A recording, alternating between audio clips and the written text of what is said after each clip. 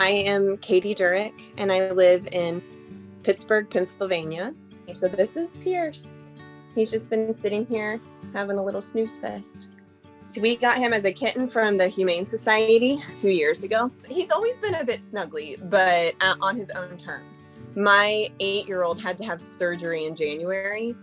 When she was recovering, she spent a lot of time in bed recovering. And when she was doing that, he was always in bed with her. And it was the snuggliest I've ever seen him. It was like he knew that she needed a snuggler. It was spring break.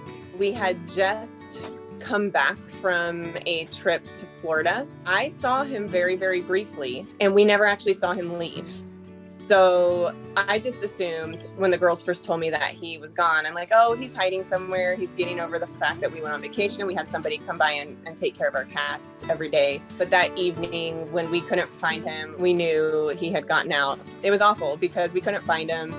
And I just kept hoping that I would hear him meowing. That night was the first night I started posting about him being missing, and somebody said, post to PawBoost. And I posted to PawBoost that very first night he was gone. We made a bunch of flyers. We posted several in our neighborhood area. It was April in Pittsburgh, so it's still, the weather was very up and down. We were still getting some snow. So there were a couple nights he was out in snow. You know, we only had sightings of him the first week, and then he was gone, and we didn't have any sightings. People had told me, and I had even read, that cats can go missing for weeks and up to months, and then one day just show back up. So I really hoped that would be the case, that he would just show back up. The 4th week that he'd been missing, my daughter, who had surgery in January, we just found out she's going to have surgery again this summer. And the thought of her having surgery and not having Pierce there to snuggle with her was just devastating to me. It was Sunday morning around 8:30 a.m. Somebody who lives 0.6 of a mile away emailed me and said, I think I've seen your cat. And I got really excited because I happened to know someone who lived 2 houses away from where this lady told me she was. So I texted this friend and said, somebody thinks they've seen Pierce near your house. Can you please keep an eye out and just let me know if you see anything? My friend texted me and said, she sent me a picture of Pierce.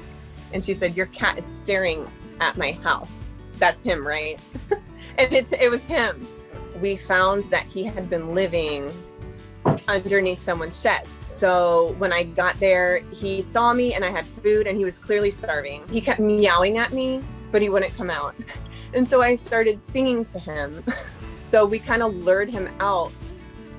And I will say, as snuggly as he was before he went missing, he's 10 times snugglier now. He sits in our laps. He rests at our feet. Hey, Pierce, how you doing? Hi. Oh.